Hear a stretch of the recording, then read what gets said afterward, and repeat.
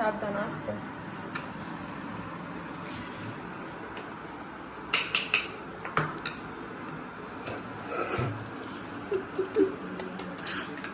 কি করছিস তুই? নাটক।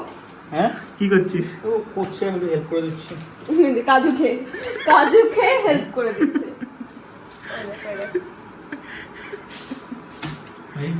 না না না, এখন দেওয়া যাবে না। এখন এটা আমার হাতে এখন দেওয়া যাবে।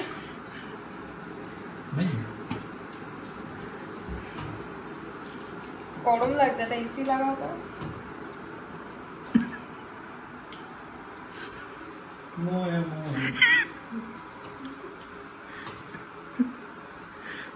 মোয়ে মোয়ে।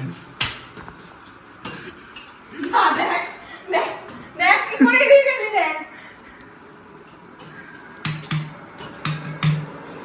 করো তুমি এগুলো, দেখো। মোয়ে মোয়ে মোয়ে মোয়ে।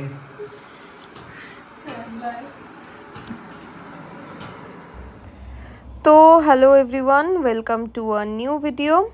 এই দিনের ব্লগটা একটা রান্নার ব্লগ হতে চলেছে। রান্নার ঠিক না, মানে ওই আর কি, সবাই মিলে বলল যে পায়েস একটুখানি করতে, আর খুব সুন্দর একটা গুড় ছিল, তো সেটার জন্যই বেসিক্যালি এটা করা, যেহেতু গুড়টা ভীষণ ভালো ছিল সেই জন্য এটা করছিলাম। তো ভাবলাম যে রেসিপিটা তোমাদের সাথে শেয়ার করা যাক। ফার্স্টে আমি এখানে ইউজ করছি মিল্ক। এখানে আমি দু রকমের মিল্ক ইউজ করেছি, আমুলের একটা ফুল ফ্যাটেড মিল্ক, আর একটা হচ্ছে নর্মাল যে তাজা মিল্ক সেটা। মিডিয়াম ফ্লেমে রেখে আমি দুধটাকে জাল দিতে বসিয়েছিলাম, আর সাইডে এখানে নিয়েছিলাম গোবিন্দভোগ চাল, তার মধ্যে ভালো করে ঘি দিয়ে মাখিয়ে নিচ্ছি, আর চালগুলোকে এই চামচের সাহায্যে কিন্তু একটু একটু করে ভেঙে নিচ্ছি।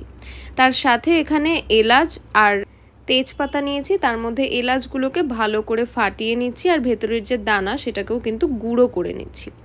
এখানে আমি ইউজ করেছিলাম 2 লিটার দুধ, আর তার সাথে ইউজ করেছিলাম 100 গ্রাম চাল। তো রান্নায় প্রো আমি একেবারেই নই, কিন্তু কিছু কিছু রান্না রয়েছে যেগুলো আমি মনে হয় যে আমি বেশ ভালোই পারি। তার মধ্যে একটা হচ্ছে পায়েস, কারণ আমার ছোটোবেলায় রান্না শেখা হচ্ছে ঠাম্মার কাছে, আর প্রথম যে রান্নাটা আমি শিখেছিলাম সেটা ছিল পায়েস।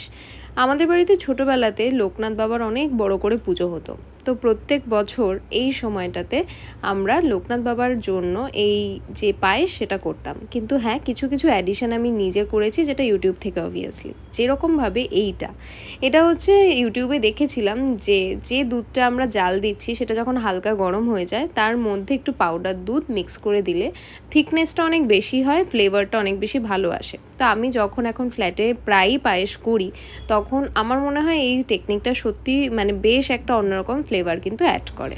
কাজুগুলোকে আনা হয়েছিল বেশ অনেক দিন আগে পোলাও করার সময়, তো সেই জন্য একবার দেখে নিচ্ছিলাম যে ঠিকঠাক আছে কিনা। দুধটাকে মিডিয়াম ফ্লেমে রেখে আমি এখানে চালটাকে অ্যাড করে দিচ্ছি। একটা জিনিস যারা নতুন রান্না করবে তারা একটাই জিনিস মাথায় রাখবে, সেটা হচ্ছে যে কখনোই কিন্তু পায়েসে মিষ্টি আগে দেওয়া চলবে না, মিষ্টি দিতে হবে সবার লাস্টে। তো সেই জন্য এখানে আমি ভালো করে চালটাকে দিয়ে দিলাম, ঘি মাখানো চালটা, আর এখন নাড়াতে থাকবো যতক্ষণ না পর্যন্ত অনেকটা ঠিক হয়ে যাবে, প্রায় বলতে পারো যে হাফেরও হাফ হয়ে যাবে এই দুধটা, ততক্ষণ পর্যন্ত ভালোভাবে মিডিয়াম ফ্লেমে রেখে আমি নাড়াবো এটাকে। রান্না জিনিসটা আমার কাছে এরকম, যেটা মাঝে মাঝে করলে খুব ভালো লাগে, রোজ করলে খুবই বিরক্তিকর। তো এই জিনিসটা কাদের সাথে হয় তোমরা নিচে জানিও, যে তোমাদের মধ্যে কারা কারা রয়েছে যাদের মাঝে মাঝে রান্না করতে তো খুবই ভালো লাগে, কিন্তু রোজ করতে বললে কিন্তু সেটা খুবই ডিফিকাল্ট এবং ইরিটেটিং। যাই হোক, তো এখানে আমি কাজুগুলোকেও হালকা হালকা ভেঙে নিলাম, কারণ গোটা কাজুর থেকে ভাঙা কাজু আমি বেশি প্রেফার করি, সেই জন্য সেটাই করলাম। আর এখানে যে পাউডার দুধটা আমি রেখে দিয়েছিলাম সেটাকে অ্যাড করে দিলাম ভালোভাবে, আর তার সাথে সাথে ফ্লেমটাকে একদম কমিয়ে নিয়েছিলাম যাতে কোনো রকম প্রবলেম না হয়, দুধটা ফেটে না যায় এইসব কারণে। পায়েস আসলে প্রচণ্ড পরিমাণ ধৈর্যের একটা রান্না, কারণ এই যে প্রসেসটা, এই যে নাড়াচ্ছি এটা একটা খুবই টাইম টেকিং ব্যাপার। তো এখানে আমি নিয়ে নিলাম আরেকটা প্যান, যেটার মধ্যে দিয়ে দিচ্ছি আমি ঘি ভালো করে, আর এর মধ্যেই রোস্ট করে নেব আমি ভালোভাবে কিশমিশ আর কাজু। মোটামুটি একটু গোল্ডেন করে নেব, কিন্তু একদমই কিন্তু লালচেভাবে ভেজে নেব না, কারণ পায়েসে ওই লালচে লালচে ভাজাটা আমার ভালো লাগে না। তোমাদের যদি ভালো লাগে তোমরা অবশ্যই সেটা করতে পারো।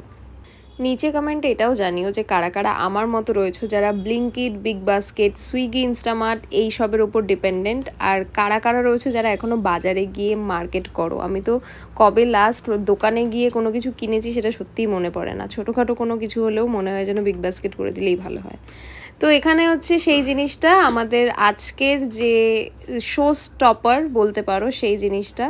তো এটা হচ্ছে ওই গুড়টা, এই গুড়টার জন্যই করা, যাতে গুড়টা নষ্ট না হয়, আর গুড়ের পায়েস খুব একটা করাও হয় না, তো সেই জন্যই ভাবলাম, প্লাস সবাই বললো তাই জন্য করলাম। সত্যি গুড়ের যে গন্ধটা ছিল ভীষণ ভালো। গুড়ের গন্ধ এবং টেস্ট যদি ভালো হয় তাহলে যে কোনো খাবার দিলেই কিন্তু সেটা একটা আলাদা ফ্লেভার চলে আসে। তো এখানে ভালোভাবে দিয়ে নিচ্ছিলাম, আর গুড় দিয়ে যেহেতু আমি আগে কখনো পায়েস করিনি সেই জন্য একটু কনফিউজ ছিলাম যে কতটা গুড় দিলে প্রপার মিষ্টি হবে, বেশি যেন না হয়ে যায়, সেই জন্য অল্প অল্প দিচ্ছিলাম, অল্প অল্প করে অ্যাড করেছিলাম। আর এখানে রোস্টের যে কাজু আর কিশমিশ ছিল সেটাকেও অ্যাড করে দিলাম। ভালো মতো কালারটা সেই রকম ডার্ক আসেনি, তার কারণ হচ্ছে খুব বেশি মিষ্টি আমি করিনি, মোটামুটি রেখেছিলাম যাতে খেতে প্রবলেম না হয়। বেশি মিষ্টি হয়ে গেল আমার, প্রলয়, মামুনি, ভাই সবারই একটু প্রবলেম হয় খেতে। তো এটা হচ্ছে ফাইনালি যখন এটা প্রায় হয়ে এসছে, আর এইটা হচ্ছে ফাইনাল যখন হয়ে গেছে, খানিকক্ষণ রেখে দেওয়ার পর যেরকম হয় পায়েসটা আরও বেশি টেনে যায় এবং শুকিয়ে আসে।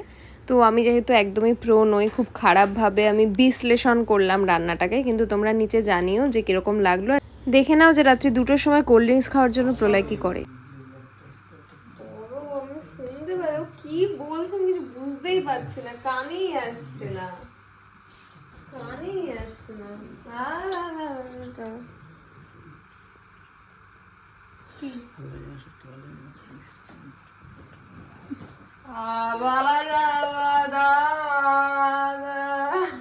মাথা গরম করো না প্লিজ। দেখো কষ্ট হলে তোমাকে বলতাম না, কখনো বলি আমি কি সিরিয়াসলি হচ্ছে কষ্ট, আরে বলতাম না সত্যি কষ্ট। প্রতিদিনের যদি ভিডিওগুলো করতাম আচ্ছা তুমি পরে করো, এরপর আরেকবার করো না।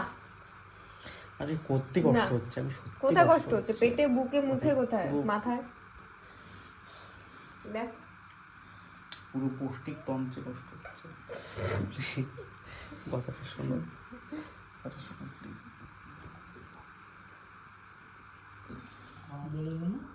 আমি জানি, দেখ আমি খাবে প্লিজ। আজকের মতো চলো, টাটা।